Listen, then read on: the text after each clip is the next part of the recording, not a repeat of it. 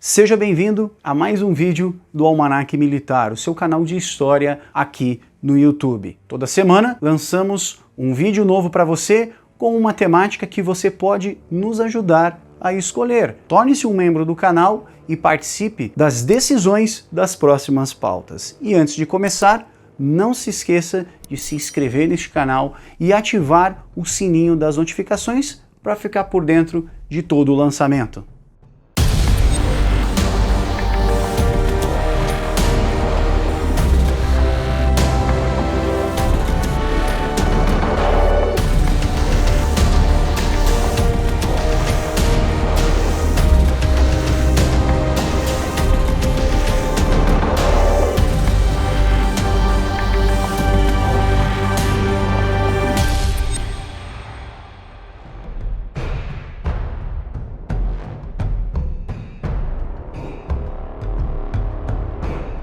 Saudações à Ucrânia!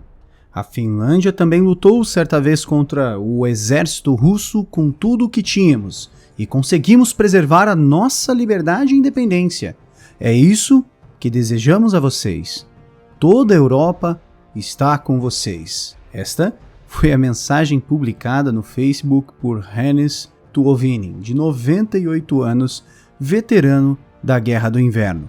Um confronto intenso e sangrento que teve lugar no frio extremo e inimaginável entre um invasor com uma esmagadora superioridade militar e um defensor com uma vontade ferrenha de resistir.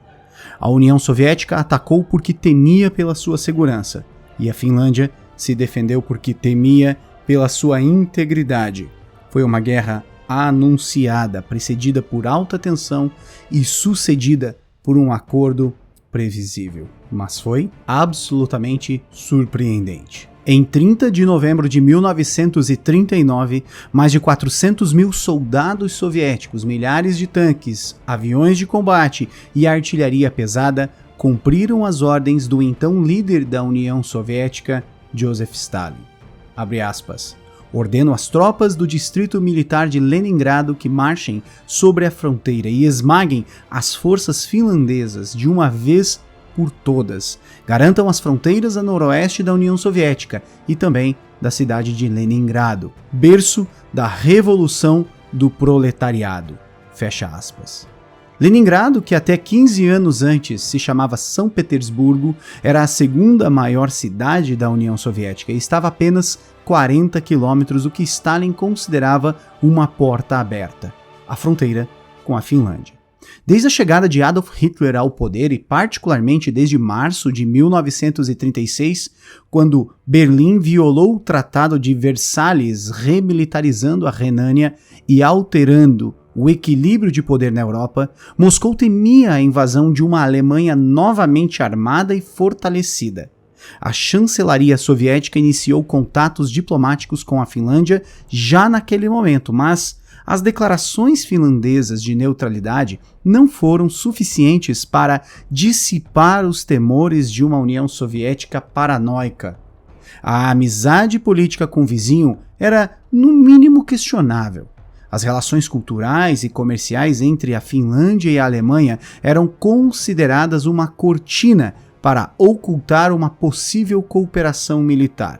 Como o governo soviético poderia esquecer a interferência alemã na Guerra Civil da Finlândia em 1918, quando 12 mil soldados alemães desembarcaram na capital finlandesa, Helsinki, para garantir a vitória das forças burguesas, conhecidas como brancas, contra as vermelhas socialistas? A situação piorou no dia 1º de setembro de 1939, quando o Terceiro Reich invadiu a Polônia.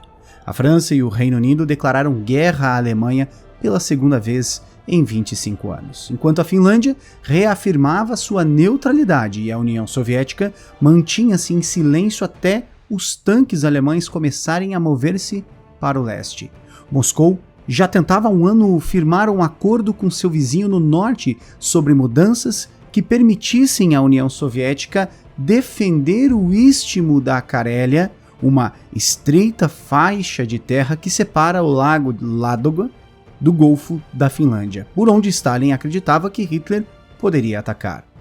Mas Dadas as novas circunstâncias, os soviéticos não podiam mais aceitar respostas negativas, e a Finlândia não estava disposta a ceder 1 metro sequer do seu território, nenhuma minúscula parte de sua soberania.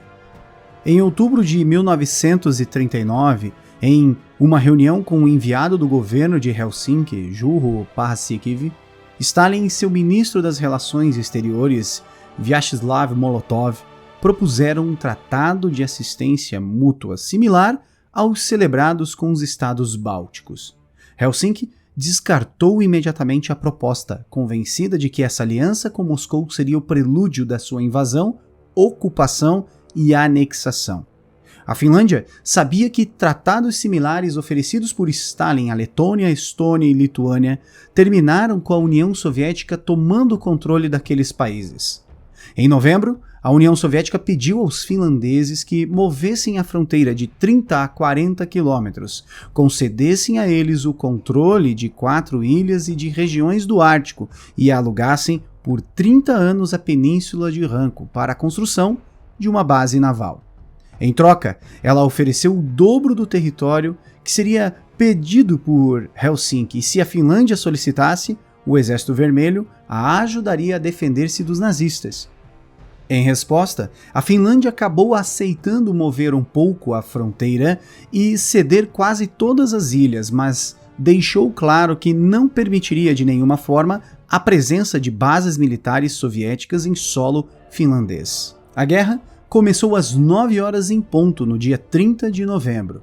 As pessoas pararam nas ruas de Helsinki com um som doloroso e cada vez mais forte das sirenes. Pela primeira vez na história, ouviu-se o som de bombas caindo sobre a cidade. É a forma moderna de declarar guerra. Nesta manhã, Helsinki era uma cidade gelada, habitada por sonâmbulos. A guerra chegou rápido demais e todos os rostos e olhos observavam atônitos e incrédulos o começo de uma guerra.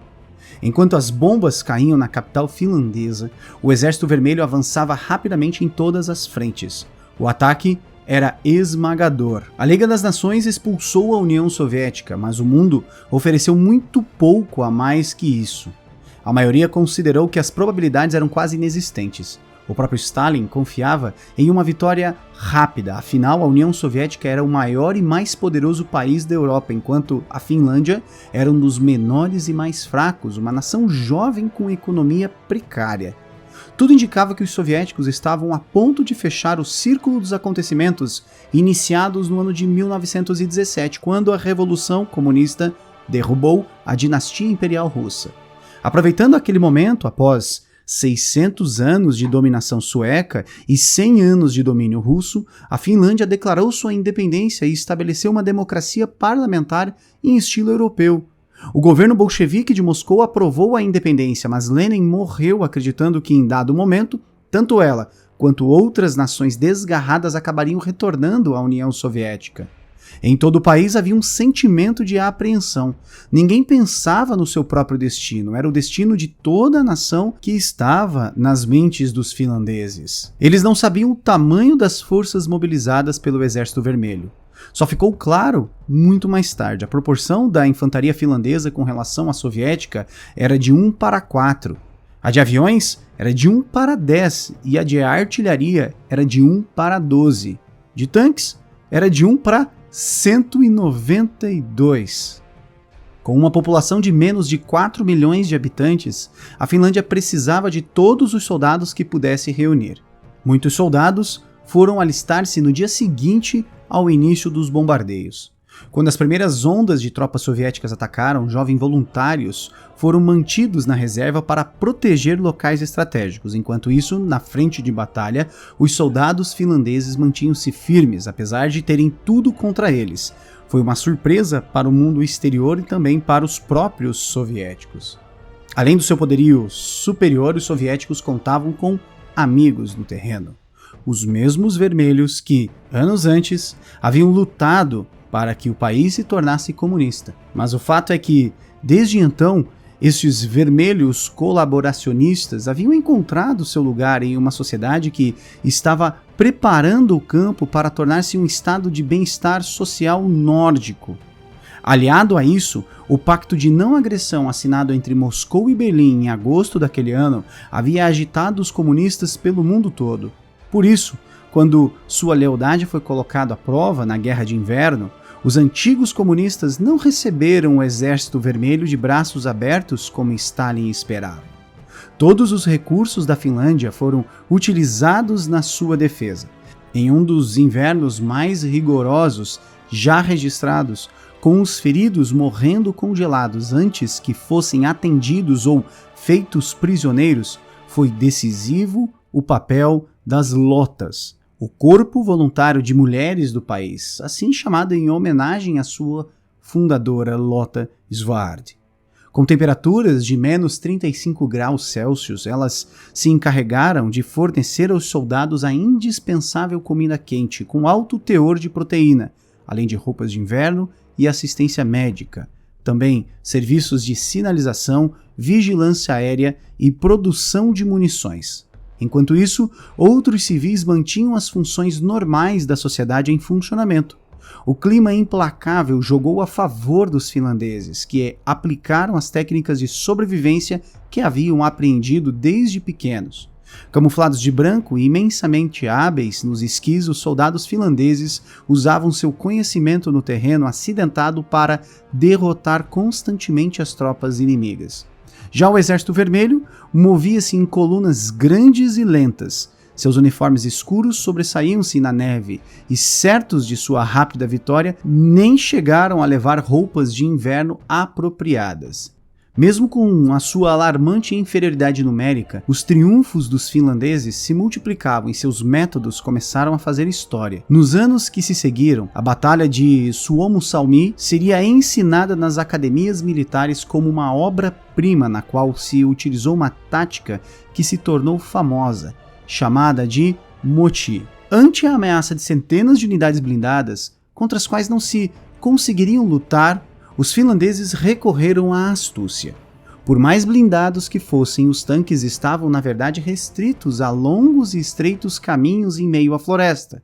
Eles praticamente não tinham outra opção, senão andar para frente ou para trás. A estratégia para vencê-los era separá-los em grupos cada vez menores, colocando obstáculos como árvores cortadas no seu caminho. Pequenos grupos de finlandeses logo chegavam esquiando pela retaguarda das tropas russas e interrompiam suas cadeias de fornecimento, deixando os soldados e os cavalos sem comida e os tanques sem combustível. Os tanques, que seguiam funcionando, acabavam sendo inutilizados pelo terrível Exército Branco, que deslizava sobre a neve e atirava coquetéis Molotov nas torres de artilharia, fazendo com que elas ardessem em chamas. A humilhação soviética era insustentável. Enfurecido, Stalin substituiu seu comandante e enviou mais 500 mil soldados, 4 mil tanques e 3 mil aviões, até que, em fevereiro de 1940, o Exército Vermelho conseguiu romper parte da linha de frente. Apesar das suas heróicas ações, o exército finlandês estava ficando rapidamente sem homens e sem munição, sendo obrigado a retroceder. Em março, o exército finlandês já perdia cada vez mais terreno. O governo sabia que, sem a ajuda das potências ocidentais, não haveria outra solução senão aceitar as exigências soviéticas. E após 105 dias de luta, a Finlândia assinou um doloroso tratado de paz. Helsinki cedeu toda a Carélia finlandesa, parte de Sala, na região da Lapônia, a península de Kalasta-Jassarento, 4 ilhas pequenas do Mar Báltico, e também viu-se obrigada a alugar a península de Ranko. Até Viipuri, hoje Viborgo em português, a segunda maior cidade da Finlândia, foi incluída nas áreas cedidas aos soviéticos. Para os finlandeses, o sentimento era de que o mundo inteiro estivesse acabando. A Carélia havia sido habitada pelos finlandeses por quase 2.000 anos. Toda essa área, 10% do território da Finlândia, foi perdida. Sua indústria, sua cultura, os lares de quase 500 mil de pessoas. A União Soviética ganhou a guerra, mas muitos consideram que a vitória foi da Finlândia. Entre eles, Nikita Khrushchev, o sucessor de Stalin. Khrushchev vai dizer, abre aspas, uma vitória a esse custo, na verdade, foi uma derrota moral. Nosso povo nunca soube que sofremos uma derrota moral, porque a verdade nunca lhes foi dita. Todos nós, e principalmente Stalin, sentimos em nossa vitória uma derrota para os finlandeses. Foi uma derrota perigosa, porque alimentou a convicção do nosso inimigo de que a União Soviética seria um colosso com pés de barro.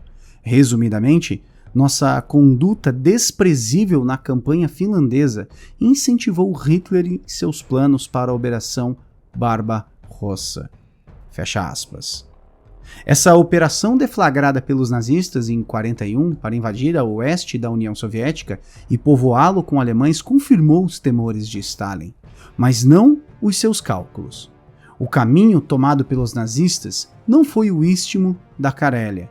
Já os finlandeses, apesar das perdas, celebraram seus feitos. Carl Gustav Mannerheim, comandante-chefe das Forças Armadas e depois presidente da Finlândia, disse, abre aspas, o povo da Finlândia demonstrou que uma nação unida, por menor que seja, pode desenvolver um poder de luta sem precedentes e, assim, resistir às provas mais formidáveis trazidas pelo destino. Ao cerrar fileiras no momento de perigo, o povo da Finlândia ganhou o direito de seguir vivendo sua própria vida independente dentro da família dos povos livres. Fecha aspas. Mas, infelizmente, os finlandeses, ressentidos pelo ocorrido, apoiaram os nazistas durante a invasão à União Soviética no ano seguinte, desiludindo seus admiradores e perdendo a superioridade moral que haviam conseguido. Esta talvez tenha sido uma das razões pelas quais esta guerra, que despertou tanta admiração, caíra rapidamente no esquecimento, mas não na Finlândia, onde ela é recordada até os dias atuais com muito orgulho. E se você se interessou por este tema, nós deixamos aqui na descrição o link de alguns dos livros que tratam deste assunto com desconto para você. Também queremos agradecer a participação destes membros do canal que ajudaram a escolher este tema. Fica aqui o nosso muito obrigado por sua audiência, um grande abraço e até a próxima.